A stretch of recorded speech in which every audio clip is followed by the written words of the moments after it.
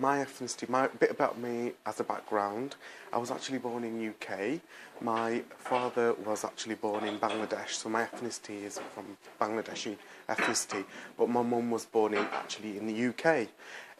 When I actually access health services, I've had a positive experience accessing GP, and I love actually getting interested in accessing secondary health services.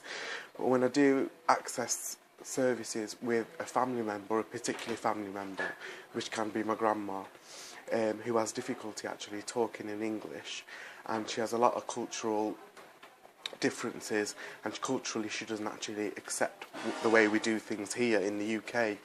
So it can be quite difficult. There was a particular time when I took her to the GP, and it was really frustrating for her, and it was actually frustrating for me, because we couldn't get the communication correct, and that's a huge barrier for me actually.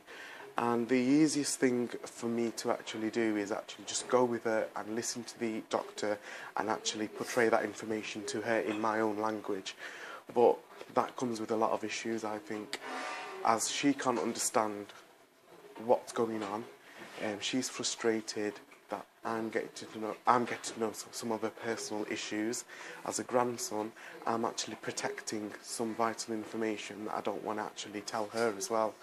So that's a huge barrier, I think, that we need to actually be aware of. And thing with interpreters as well, we have got a lot of interpreters, but they're not easy accessible. And also, when we do have interpreters, it is very important to understand that we need to get an interpreter who speaks the same dialect.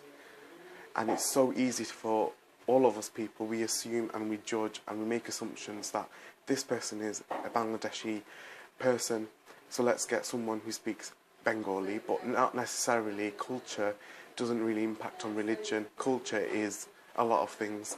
It depends on your upbringing, and it depends on society, it depends on how you live. So what I've done is I've actually tried to get in contact with different volunteers and charities that are going on in South Cheshire and in Vale Royal, and try to actually do some focus groups and to see what ways we can improve this. And taking people's opinions on board has really actually gave me insight on what we can do better in regards to integrating communication within different healthcare professionals. So we're still working on it. It's a huge challenge, but it's very important to be aware, and I think it will really help a lot of communities out there.